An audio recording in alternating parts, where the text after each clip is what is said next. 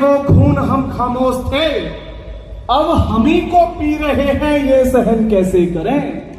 नई नस्लों का अगर होगा ऐसा शोषण, तो बोलिए ऐसी व्यवस्था को अब नमन कैसे करें। इसीलिए कहता हूं मित्रों, बात क्या मल्हार की, हौसला है तो यहां ललकार की बातें करो, और अगर बचाना चाहते हो अपनी कौम को, तो बात छोड़ श्रृंगार की, अंगार की बातें करो। अंगार की बातों का मतलब आग भड़काना नहीं, अंगार की बातों का मतलब आग भड़काना नहीं। रे सरफरोशी की दिलों में आग जलनी चाहिए, और जो कौम सोई पड़ी है सदियों से, वक्त की ललकार है, वो कौम जगनी चाहिए। आज लघु बेमार की इस क्रांतिकारी धरा धौलाना के अंदर इस कार्यक्रम में उपस्थित समस्त बुजुर्गों, प्रिय युवा साथियों, बंधुओं, भाई ब्रह्म सिंह राणा जी के माध्यम से यह कार्यक्रम बहुत देर से चल रहा है, और यहां के जितने भी वक्तागण हैं उन्होंने विषय आपके सामने स्पष्ट कर दिया है, और समय बहुत हो गया है। मैं जानता हूं इतने खराब मौसम में सुबह से बारिश पड़ रही थी, उतने के बाद भी आप लोग यहां तक पहुंचे हैं, आप विशेष रूप से धन्यवाद के पात्र हैं। आइए दोस्तों, चूंकि मंच पर बाहर के जितने भी अतिथिगण हैं सब हमारे बीच में पहुंच चुके हैं, अपनी बात मैं धीरे धीरे आपके बीच में कहता रहूंगा। उसी बीच में मैं आपके सामने बुला रहा हूं भाई राजेश प्रमुख जी, जो सेना से हमारे बीच में चल करके आए हैं। मैं उनसे निवेदन करूंगा वो आए और अपने विचार हम सबके बीच में रखें। एक बार जोरदार तालियों से आप लोग उनका स्वागत करें, भाई राजेश प्रमुख जी। भारत माता की, भारत माता की। सबसे पहले आज की सभा के अध्यक्ष जी, हमारे किसान मजदूर संगठन के राष्ट्रीय अध्यक्ष ठाकुर पूरन सिंह जी, हमारे किसान मजदूर संगठन के राष्ट्रीय प्रवक्ता ललित राणा जी, और मंच में आसीन जितने भी मेरे दोस्त बुजुर्ग बैठे हैं, उनका सबका स्वागत करता हूं, अभिनंदन करता हूं। और जितने भी दोस्त, जितने भी भाई, जितने भी बुजुर्ग दूर दराज से चलकर इस सभा का सम्मान बढ़ाने आए हैं, उनका भी स्वागत करता हूं, अभिनंदन करता हूं। दोस्तों, बड़ी दुर्भाग्य की बात है कि इस कानून को, जो कि हमारे सर पे ये यूजीसी जो थोपा गया है, इस कानून का कानो कान भी पता नहीं लगा। जब ये लागू हो गया जनवरी में, जब लोगों को पता पड़ना शुरू हुआ कि ये काला कानून 202 सांसदों के जनरल कास्ट के संरक्षण में बनाया गया है, बड़ी दुर्भाग्य की बात है। आज वो सोच रहे होंगे संसद में बैठकर कि हमने सरकार के हित में बहुत अच्छा कार्य करा है, लेकिन कल को जब हमारी दूसरी और तीसरी पीढ़ी आएगी तो हमें गालियां देगी। जैसे हम अपने बुजुर्गों के लिए कहते हैं कि उन्होंने आवाज नहीं उठाई, कल वो हमारे लिए कहेंगे कि हमारे बुजुर्गों ने आवाज नहीं उठाई। धिक्कार है हमारे बुजुर्गों को। देश में 26 जनवरी और 15 अगस्त एक त्योहार के रूप में मनाया जाता है, जिसे कि आजादी बोलते हैं। लेकिन मैं आपको बता देना चाहता हूं कि मेरे बुजुर्गों, मेरे भाइयों, पहले मैं ऐसी बातें नहीं करता था। मेरे स्वर्ण समाज के लोगों, मुझे मजबूरी में कहना पड़ रहा है, मेरे स्वर्ण समाज के लोगों, आप अब भी आजाद नहीं हुए हो। आपके पैरों में अब भी आरक्षण की बेड़ियां, एसटी एसटी की बेड़ियां आपके पैरों में पड़ी हुई हैं। आप अपनी बातें सुक्षम रूप में कहीं भी नहीं रख सकते। जितने भी हमारे जनरल कास्ट के अधिकारी हैं, वो किसी अधिकारी को धमका नहीं सकते एसटी एसटी को। इतनी पाबंदियां हैं।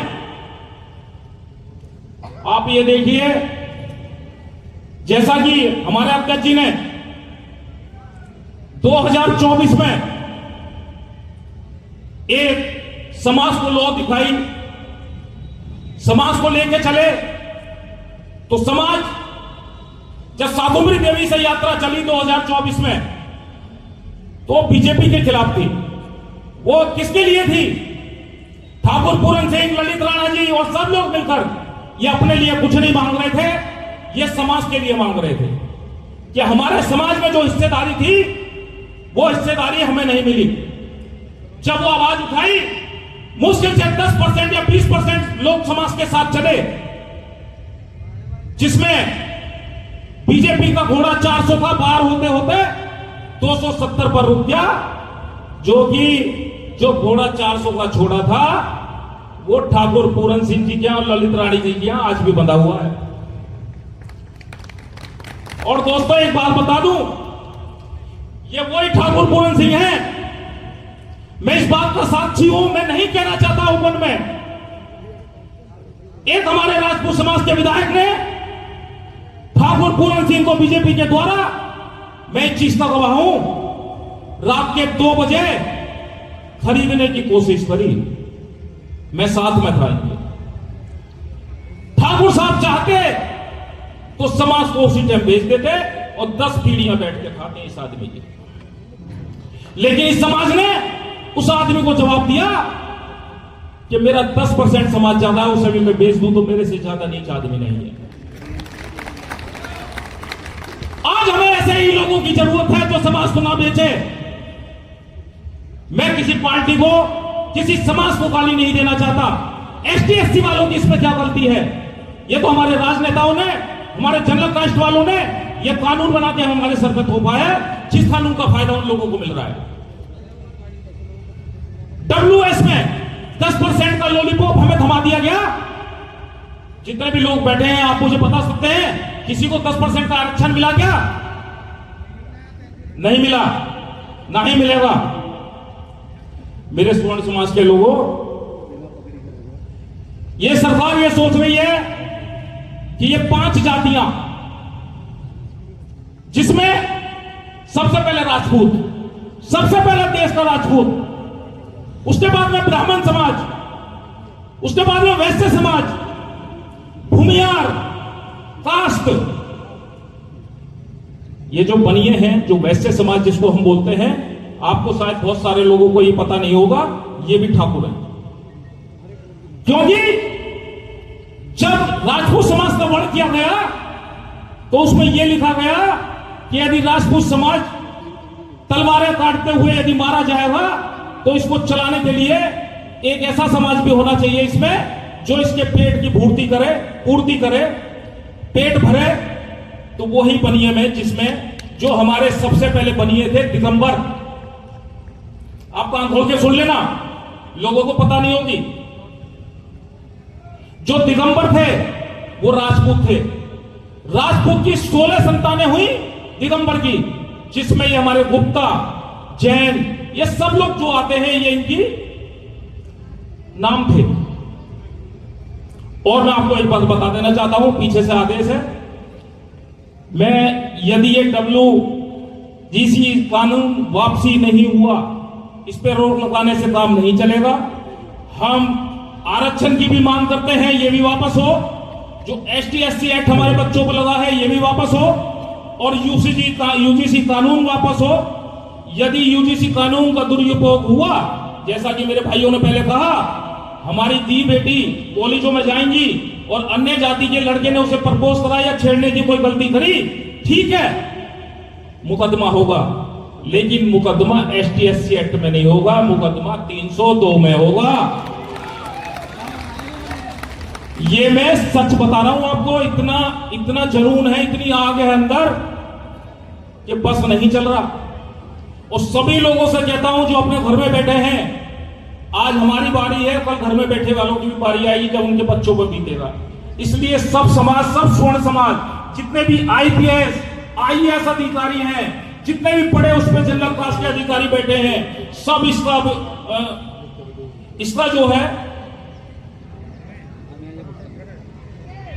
तो आपको क्या बताऊं, बस अधिकारी तो उस टाइम अधिकारी तो उस टाइम याद करता है जब वो रिटायर हो जाता है, खासतौर पे राजपूत समाज का। जब भी विरोध करेगा वो, उससे पहले विरोध नहीं करेगा। लेकिन कुछ अधिकारी ऐसे हैं जिन्होंने अब भी विरोध करा है।